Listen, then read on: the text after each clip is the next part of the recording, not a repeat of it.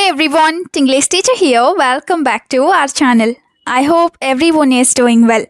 ఈ రోజు కూడా మీ అందరి కోసం మరొక మంచి వీడియో స్టార్ట్ చేయబోయే ముందు ఈ వీడియో డిస్క్రిప్షన్లో మీ అందరికీ ఉపయోగపడే మంచి ప్రొడక్ట్స్ని ట్యాగ్ చేశాను. అవి మీకు నచ్చితేనే లింక్ క్లిక్ చేసి పర్చేస్ చేయండి.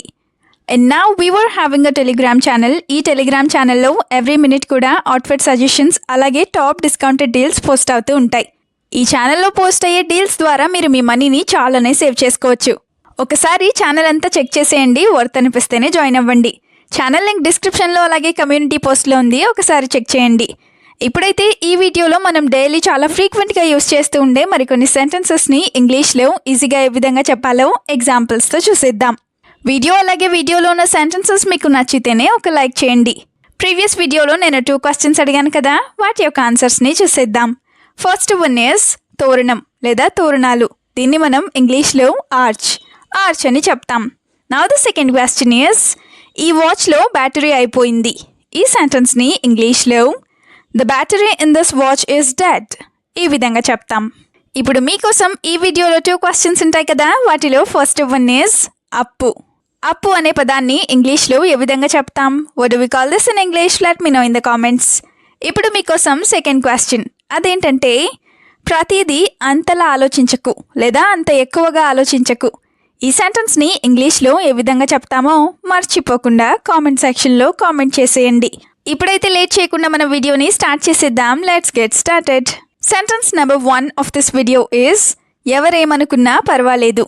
ఇలా అంటూ ఉంటారు కదా, సో దీన్ని ఇంగ్లీష్లో it doesn't matter what anyone thinks. ఈ విధంగా చెప్తాం.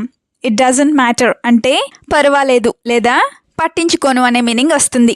Now the first example is I only care about my own happiness.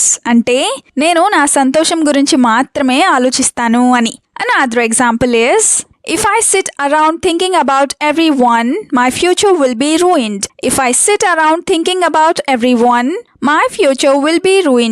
అంటే నేను అందరి గురించి ఆలోచిస్తూ కూర్చుంటే నా భవిష్యత్తు పాడైపోతుంది అని.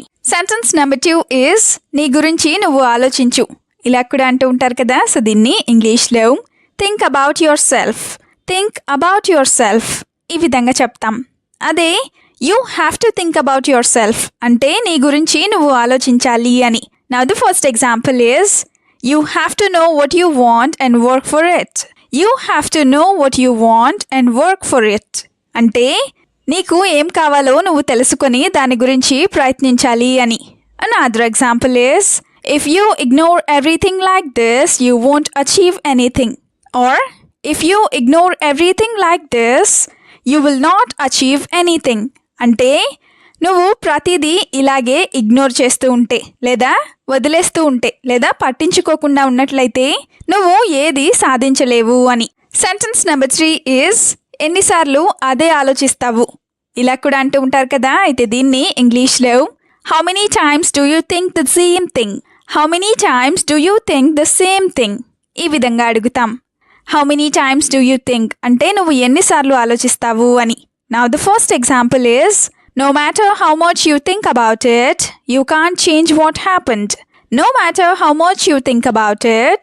You can't or you cannot change what happened. అంటే నువ్వు ఎన్నిసార్లు ఆలోచించినా సరే లేదా నువ్వు దాని గురించి ఎన్నిసార్లు ఆలోచించినా కూడా జరిగిపోయిన దాన్ని నువ్వు మార్చలేవు అని. Another example is so stop thinking and focus on your work. అంటే కాబట్టి నువ్వు ఆలోచించడం మానేసి నీ పని మీద ధ్యాస పెట్టు లేదా దృష్టి పెట్టు అని. సెంటెన్స్ నెంబర్ 4 ఈస్ ఈ విషయంలో నేను చేసేదేమీ లేదు. ఇలా కూడా అంటూ ఉంటారు కదా, అయితే దీన్ని ఇంగ్లీష్లో there is nothing I can do about this or there is nothing I can do in this matter ఈ విధంగా చెప్తాం. there is nothing I can do అంటే నేను చేయగలిగింది ఏమీ లేదు అని. Now the first example is such matters should be considered very carefully before making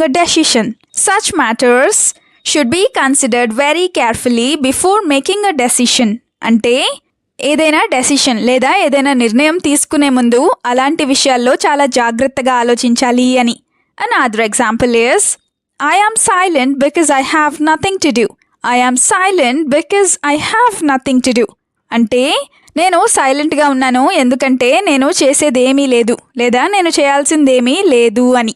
sentence number 5 is ఎంత కష్టపడినా ఎవరూ పట్టించుకోరు. ఇది కూడా చాలాసార్లు అనుకుంటూ ఉంటారు కదా. అయితే దీన్ని ఇంగ్లీష్లో no matter how hard you try no one cares.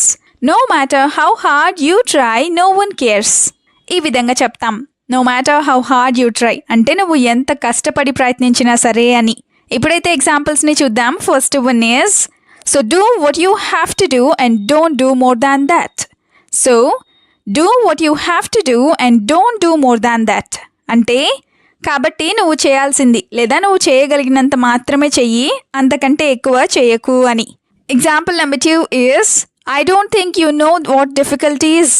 I don't think you know what difficulty is అంటే నీకు కష్టం అంటే ఏంటో తెలుసని నాకు అనిపించడం లేదు అని. సెంటెన్స్ నెంబర్ 6 ఈజ్ ఆలోచించడం అనవసరం అనుకున్నాను. ఇలా కూడా అనుకుంటూ ఉంటారు కదా. అయితే దీన్ని ఇంగ్లీష్లో I thought it was unnecessary to think. I thought it was unnecessary to think. ఈ విధంగా చెప్తాం. I thought it was unnecessary అంటే నేను అనవసరమని అనుకున్నాను అని. Now the first example is thinking about useless things is nothing but a waste of time. Thinking about useless things is nothing but a waste of time అంటే అనవసరమైన లేదా పనికిమాలిన విషయాల గురించి ఆలోచించడం టైం వేస్ట్ తప్ప ఇంకేమీ లేదు అని. Another example is I don't understand your thoughts at all. I don't understand your thoughts at all అంటే నీ ఆలోచనలు నాకు అస్సలు అర్థం కావు అని.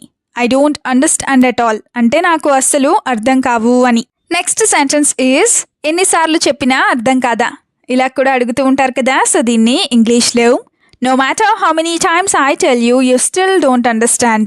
No matter how many times I tell you, you still don't understand. అంటే నేను నీకు ఎన్నిసార్లు చెప్పినా సరే నీకు అర్థం కాదు అని. అదే no matter how many times I tell you, don't you understand? అంటే నేను నీకు ఎన్నిసార్లు చెప్పినా సరే నీకు అర్థం కాదా అని.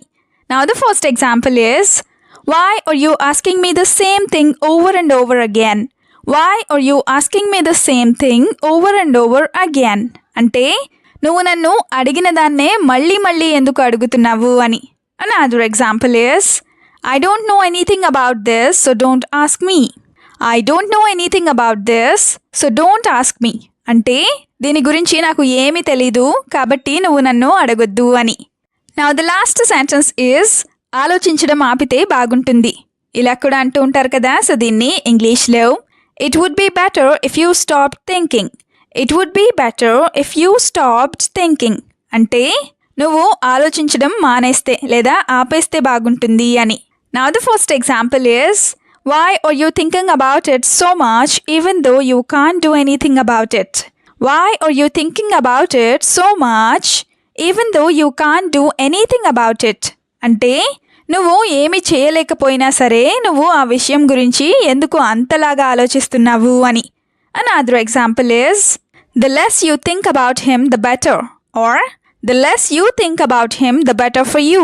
అంటే నువ్వు అతని గురించి ఎంత తక్కువగా ఆలోచిస్తే నీకు అంత మంచిది అని. వీడియోని ఎండ్ వరకు చూసినందుకు థ్యాంక్ యూ సో మచ్. వీడియోలో ఉన్న సెంటెన్సెస్ అన్నీ తరచూ ప్రాక్టీస్ చేస్తూ ఉన్నట్లయితే you will become a better and fluent English speaker. ఈ వీడియో మీకు ఏ విధంగా అనిపించిందో మీ ఫీడ్బ్యాక్ని మాత్రం తప్పనిసరిగా కామెంట్ సెక్షన్లో కామెంట్ చేసి చెప్పండి. We'll meet you again with the useful and interesting video. Until then, keep learning, keep practicing and keep supporting Tinglish Teacher. Have a good day. Bye-bye.